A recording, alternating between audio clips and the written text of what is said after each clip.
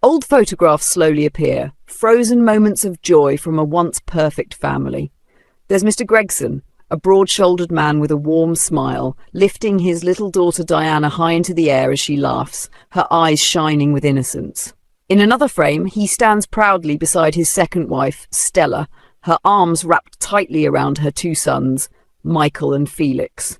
They all look happy, complete, like a family that had it all.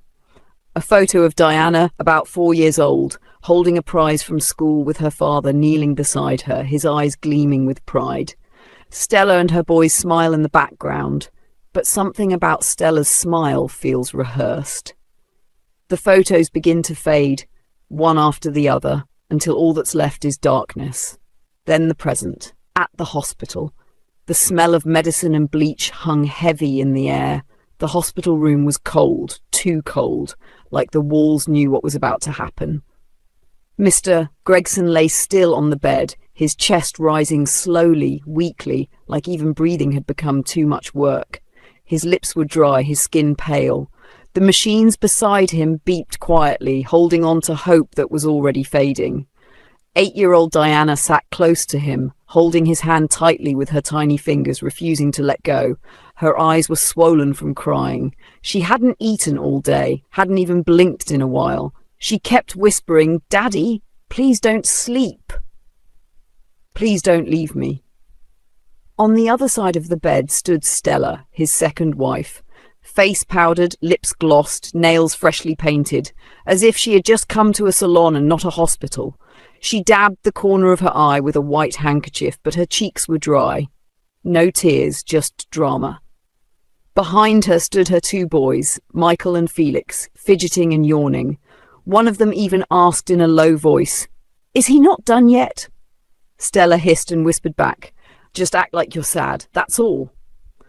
Mr. Gregson struggled to breathe, his eyes slowly opened, only to land on his daughter. A weak smile touched his lips, then he turned his gaze towards Stella and his smile disappeared. He opened his mouth as if to say something, something urgent, something heavy, but no words came out, just a long painful breath, and then silence. The heart monitor flatlined, that terrible sound, the loud long beep beep, filled the room. Diana screamed, "Daddy! Daddy!" She shook him hard, sobbing like her heart had been ripped out of her chest. Stella quickly pulled her handkerchief out again, now actually trying to squeeze out a few tears. "Oh no! My husband! My sweet husband! Ah, life is wicked, oh!" she cried, though her eyes kept darting to the wall clock as if she had somewhere better to be. Michael and Felix stood frozen, unsure of what to do. Eventually, one of them coughed and muttered, "Is the house ours now?" Diana looked up at them with red, tear-filled eyes. She didn't understand what was happening, but she knew something felt wrong, something fake, something cruel. She had just lost her father, but in that moment, something inside her knew she was about to lose a lot more. And she was right, because behind Stella's loud wailing and fake sobs was a secret that would soon destroy everything. Barely an hour after Mr. Gregson gave up his last breath, Stella rushed home like she was late for a wedding. The moment the driver stopped the car, she jumped out with her handbag and a brown file pressed tightly to her chest, the one with all her husband's property documents. She didn't wait for the housemaid or the boys. She marched straight into the house, heels clicking hard on the tiles, and stormed into her executive bedroom. "Lock this door, Jaw," she said to no one, slamming it shut and turning the key. She threw the file on the bed and let out a loud, wicked laugh. "Stella, you finally hammer!" she screamed, spinning around the room like a little girl who just got candy. She picked up the file again, hugged it tight, and danced around. She jumped on the bed, kicked off her heels, and shouted, "I suffered, Anne! I endured this man's snoring, his old age drama, and his dry jokes. God, you see me now!" She catwalked to the giant mirror, ran her hand through her hair, and smiled at her reflection. "See my new status," she said with pride. "I'm no longer just a billionaire's wife. I am now the billionaire." She placed one hand on her hip, lifted her chin and admired herself like a queen crowned at last. Suddenly, her phone rang. She hissed, "Who's calling me when I'm busy enjoying my breakthrough?" She checked the screen. "Lawyer James?" "Curious," she answered. Lawyer coldly said, "Good afternoon, Ma. Sorry for disturbing. I just wanted to ask, where exactly do you want your husband's will to be read?" Silence. Stella blinked. Her smile froze. "Will?" she asked, confused. Lawyer responded, "Yes, Ma. The will your late husband left behind. His instructions were very clear about reading it within 72 hours of his passing." Stella's mouth hung open. "Wait, he left a will?" Lawyer responded frankly, "Yes, Ma. Didn't you know? I thought you were aware." She slowly sat on the bed. The file of documents fell from her hand. Her voice trembled. "I thought his death was sudden." The call ended. Stella stared blankly at the wall. The confidence drained from her face. Her heartbeat grew louder in her ears. If he left a will, then maybe all these documents in her hand meant nothing, and just like that, her sweet celebration turned into bitter fear. Lawyer James walked into Mr. Gregg's mansion. The sitting room was cool, neat and quiet, but the kind of quiet that felt like something terrible was about to happen. Stella walked in wearing dark designer sunglasses, chewing gum with confidence. She was dressed like a rich widow on her way to a luxury vacation. Her two sons, Michael and Felix, followed behind like bodyguards, heads high, steps proud. Diana sat quietly by the window, holding her father's old diary to her chest. Her feet didn't even touch the ground. She looked like the only one still mourning. Stella adjusted herself in the leather chair and clapped her hands lightly. "Barrister, we're ready. Please read the will. Make it fast. My boys and I have estate matters to arrange." Lawyer James looked up from the brown envelope in his hand and gave a long sigh. He studied their faces carefully, especially Stella's, as if wondering how they'd react in the next 5 minutes. He opened the document. "This is the official last will and statement of Mr. Gregory Gregson, signed, sealed, and witnessed." Stella smiled proudly. Michael whispered, "Let them just hand over the company already." Lawyer James began reading. "To my beloved daughter Diana, I'm sorry I could not protect you from what's about to happen. And to my wife Stella, I'm sorry for the storm coming your way." Stella raised an eyebrow. "Storm key? What's this one talking about?" Lawyer James continued. "At the time of this will, I am owing multiple creditors, including Zenith National Bank Imperial Holdings and Boma International. I borrowed heavily to keep the company afloat. As it stands, all properties, the house, cars, investments, accounts, and Gregson Oil and Gas have been used as collateral." The room went silent. Stella's smile cracked like dry ground in harmattan. "Come again?" she said slowly. "All assets." The lawyer repeated, "Now legally belong to the banks and creditors." Felix laughed nervously. Wait, is this a prank? Where's the real will?" Lawyer James dropped the papers gently on the table. "This is the real one." Just then a knock echoed through the room. The door opened. 2 men in black suits and a woman holding a folder stepped in. "Good afternoon. We're from Zenith National Bank," one of them said. They dropped official papers on the table. "We're here to take inventory of Mr. Gregson's remaining possessions. The house keys, vehicles, company assets, all now belong to the bank." Stella stood up sharply. "Are you people mad? You walk into my house and talk rubbish? My husband just died." The bank manager remained calm. "And your husband died owing over $250 million. We're truly sorry for your loss, madam, but legally everything now belongs to us." Stella staggered back into the chair like someone slapped by an invisible hand. Michael and Felix sat dumbfounded as if someone just unplugged their future. Diana looked up slowly, confused. Even though her father was gone, she had believed she still had a home. Now, they all had nothing. Stella whispered, her voice shaking. "So, I'm not a billionaire's widow?" The bank officer folded his arms. "Technically, Ma, you're the wife of a man who died broke." Stella couldn't breathe. The empire she thought she inherited had turned to dust. right in front of her. The lawyer and bank officials had barely shut the door behind them when Stella erupted like hot oil on fire. She kicked the table, knocked over a flower vase, and let out a loud, thunderous scream that shook the walls. "So I ended his life for nothing!" she shouted, grabbing her head with both hands. Michael and Felix jumped in shock. "Mummy, what did you just say?" Stella wasn't even looking at them. She was pacing like a mad woman, still in her black lace, now soaked in sweat. "Ah, Gregson, you wicked man, you finished me! So you were broke and still carried me around the world like you were Dangote's cousin? First-class tickets, gold hotels, designer clothes, all with borrowed money? I thought I was riding on honey, not knowing I was dancing on quicksand." She fell to her knees and began cursing the air, face twisted with rage. "You should have just died properly, Gregson, not this nonsense death with empty pockets, all those fake smiles and business trips. So all this while I was married to a glorified debtor. I should have poisoned you sooner." She froze. Diana gasped. Everyone went silent. Diana's tiny voice broke the tension like a pin to a balloon. "Wait, what did you just say?" Stella turned sharply, her eyes locking with Diana's. Diana stood up slowly, her hands shaking. "You said you ended his life. Did you kill my father?"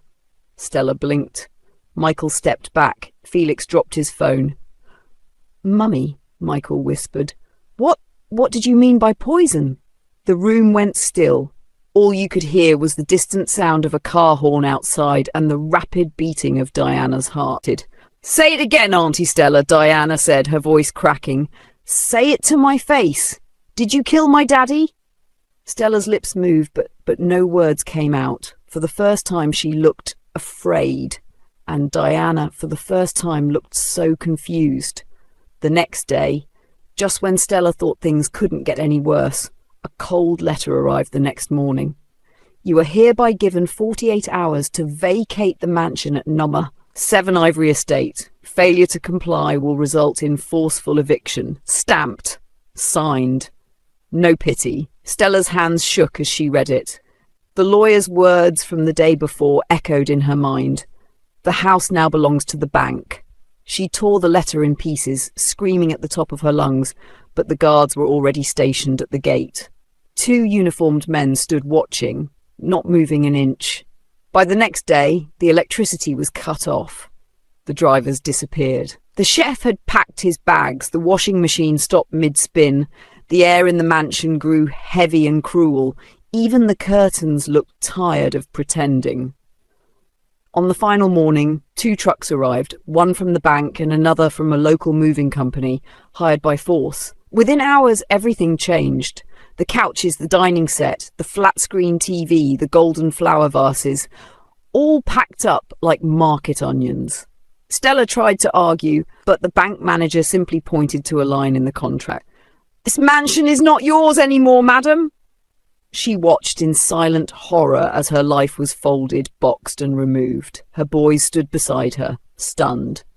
Diana clutched her small school bag, the only thing she still owned.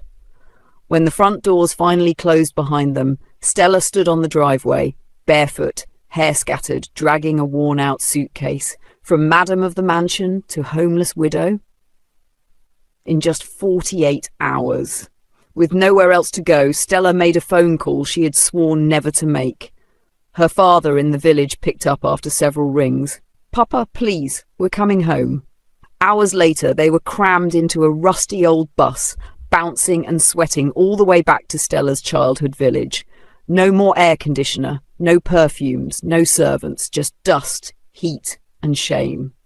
Diana sat in the corner of the bus, her knees hugged tightly to her chest. No one spoke to her, not even the boys. By the time they arrived, it was already dark. The house that greeted them was not a house. It was a mud structure, half-roofed, walls cracked like broken dreams. A single lantern flickered at the door. An old man sat on a stool, spitting bitter cola. "Ah, Stella, the prodigal daughter returns." She hissed and walked past him. Inside there was no running water, no tiles, no generator. Just silence and the sound of rats. Stella threw her bag on the floor. turned sharply to Diana and hissed, "If not for you, your father would have been more focused. He spoiled you too much, always treating you like a princess. Look where it landed us." She walked closer and pointed at the child. "Now I have to feed his daughter with my sweat? God forbid! You must work for every grain of rice in this house." Diana's lips trembled. She said nothing. She just looked at the floor and blinked back the tears. She was only 8, and already her life was turning into a nightmare. From that first night in the village, Diana's life became a living nightmare. Before the sun could even rise the next morning, Stella's voice pierced through the cracked mud walls like a sharp knife. "Wake up, lazy girl! Or do you want to eat my father's heir for free?" Diana, still half asleep, rolled off the mat. There was no bed, just a torn wrapper on the dusty floor and a broken plastic bucket by the corner. Her back ached, her eyes heavy with tears from the night before, but crying was no longer allowed. By the time Stella finished shouting, Diana had fetched 2 buckets of water from the stream, a long, rocky walk through the bush. The water wasn't clean, but Stella didn't care. She swept the compound, cooked the morning pap, washed Stella's boys' clothing, and cleaned their dusty sandals, all before 6 a.m. Day by day, life becomes unbearable for Diana. While she is on her knees scrubbing a tore, Stella sips palm wine under a tree. Diana hawking cooked cassava on her head in the hot sun, being shouted at by strangers. Diana fainting on the roadside but waking up to a slap from Stella. Diana standing in the rain, soaked and cold, while Michael and Felix laugh from under a dry roof. Diana eating cold, leftover beans, if any, after everyone else had eaten. In the village she had no friends, no school, no birthday. No one remembered she once lived in a mansion. Her name became that girl Stella brought from town. Even Stella's father, an old drunk, joined in mocking her. See her head like oil company heiress. Now she's washing toilet. He would laugh loudly, then sip his dry gin. Meanwhile, Michael and Felix returned from school every day and kicked their shoes at her. "Wash them, or no food for you," they would threaten, and she obeyed, every time. Because deep down, she still believed her father wouldn't have left her like this if he had a choice. She still believed that somehow, someday, things would change. But for now, Diana was a slave, a shadow, a forgotten child in the middle of nowhere, and no one, it seemed, was listening or watching. 3 months later, a shocking return. It was a hot afternoon, and Diana's bare feet padded along the dusty village road. She balanced a rusty tray of cassava chips on her head, sweat dripping down her small face. Her stomach growled, but she ignored it. This was the 3rd village she had entered today, and not one buyer yet. Just as she turned a corner, something strange happened. 2 sleek black SUVs rolled past her, their engines too smooth and rich for the village's usual rusted bikes and noisy buses. She froze. Her eyes widened. "Wait, that car, it looks like my daddy's," she whispered. Without thinking, she turned and started running behind them, the cassava chips still on her head. The cars weren't passing.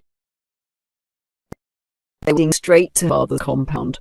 Back at the house, Stella was sitting on a wooden stool, using a hand fan made from old newspaper. Her face was pale from hunger and frustration. Her father sat outside, coughing hard, while her 2 sons played with sand. The cars pulled into the compound like royalty arriving at a funeral. Dust rose. The whole family stood up, alarmed, confused, breathless. 2 men in suits stepped out. One of them, tall and stern, asked loudly, "Please, we are looking for Miss Diana Gregson." Everyone turned to Stella. She burst into laughter, loud and mocking. "Ha! "There must be a mistake," she said, flinging her hand in dismissal. "You mean someone sent you from the city to look for Diana? Please, it's me you should be looking for. Her stepmother, former CEO's wife. This village is confusing you." But the man was not smiling. "No, madam. We were sent to find Diana, and it's a matter of great importance." Just then, Diana stepped into the compound, still holding the tray on her head. Her eyes bounced from the strange men to her stepmother, confused and worried. She greeted quietly, head bowed. Before she could even remove the tray from her head, her grandfather shouted, "You useless girl! You're back already? Have you sold anything? Or you just came to waste my air? I need money for medicine, not your useless feet." Stella sprang up. "Ah, you'll hear it from me when people leave. I want to disgrace me in front of strangers." But the men ignored all of them. One turned and opened the back door of the SUV, and then out stepped Mr. Gregson. Alive, hot arm, the compound chickens stopped clucking, even the winds freeze. Diana's tray dropped from her head and shattered. Her hands covered her mouth. Her knees gave way. "Daddy!" She screamed, running toward him. Stella collapsed backward, hit her head on the wall. Her father got near a stick to steady himself. The two boys ran into the house screaming. Mr. Gregson opened his arms slowly. "Come, my daughter." Diana ran into her father's arms and held him as though letting go would make him disappear again. Her tiny arms wrapped tightly around his waist, her face buried in his shirt, tears soaking the clean fabric. "Daddy, you woke up!" "You woke up," she wept. Gregson gently stroked her back, his own eyes misty. "No, my love. I wasn't dead," he said softly. "I was poisoned, slowly. I didn't realize it until it was almost too late. It messed with my body, my memory, my strength. I almost lost everything." He paused, looking up at the stunned crowd in the compound, especially at Stella, who now stood frozen like a guilty statue. "But when I finally regained myself, I did my findings, and that was when I discovered the painful truth. Stella, you wanted me dead." Gasps echoed. "Not just that," Gregson continued, his voice now cold and sharp. "Even your two children, they're not mine. I ran a DNA test before I died. The results were clear." Diana stepped back, shocked, while Stella's father held his chest and stumbled back, gasping. "Jesus, Stella, you brought shame upon my old age." Stella's voice quivered. You can't set me up like this. You have no proof. You can't just accuse me." One of the men in suits, still standing beside the SUVs, chuckled and stepped forward with a tablet in his hand. "Madam," he said calmly, tapping the screen, "we have the footage of you dancing around waving the property documents just 1 hour after you thought he was dead." Another man pulled out a file. "And we also have video of your full confession.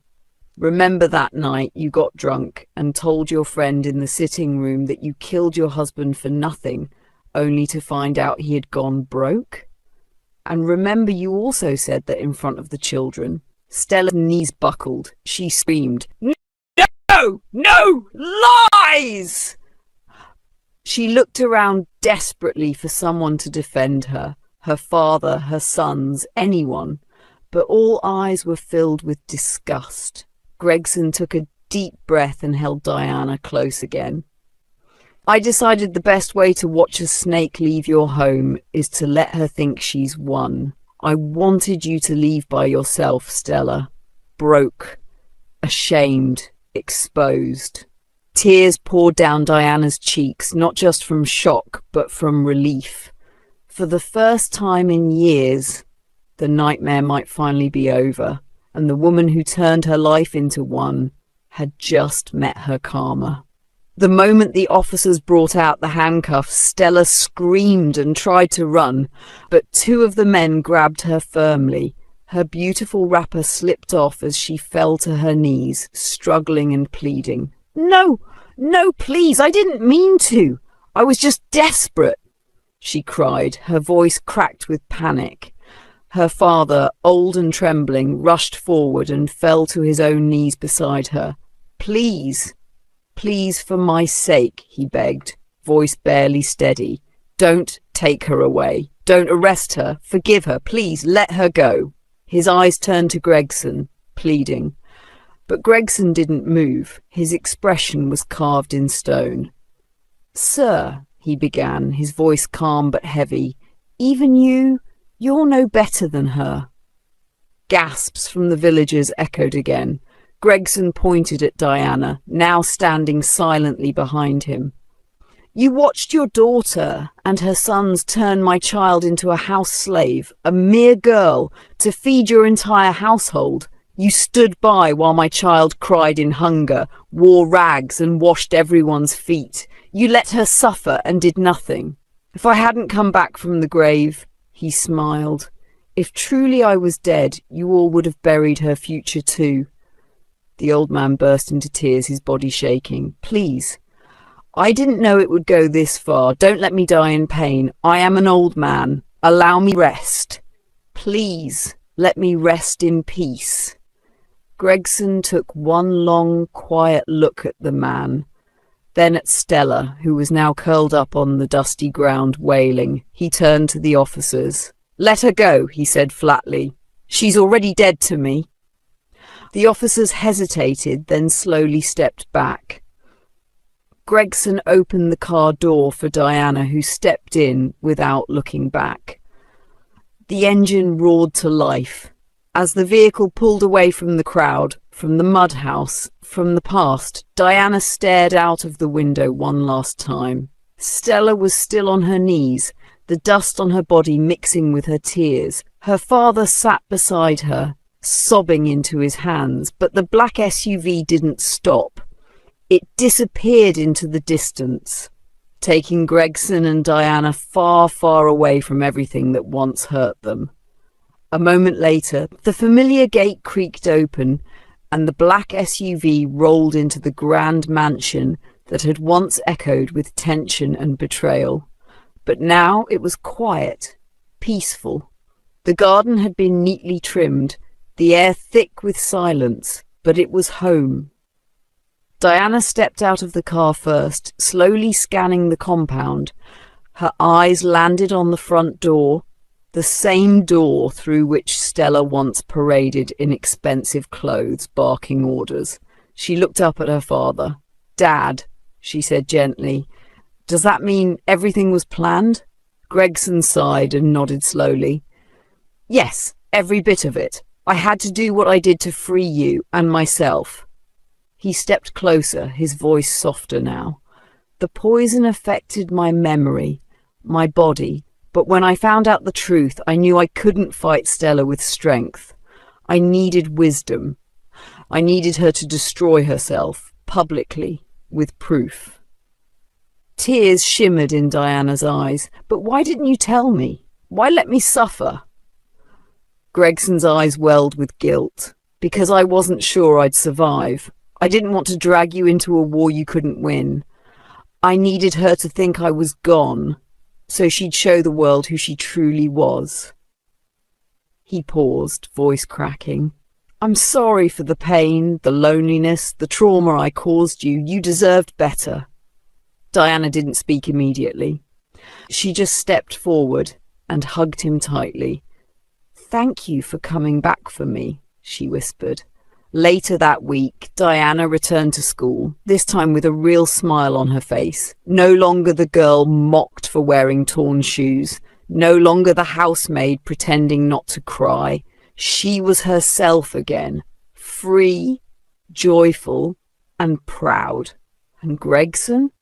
He watched her go every morning as her driver took her to school from the balcony with one silent vow. Never again. He would never let her go.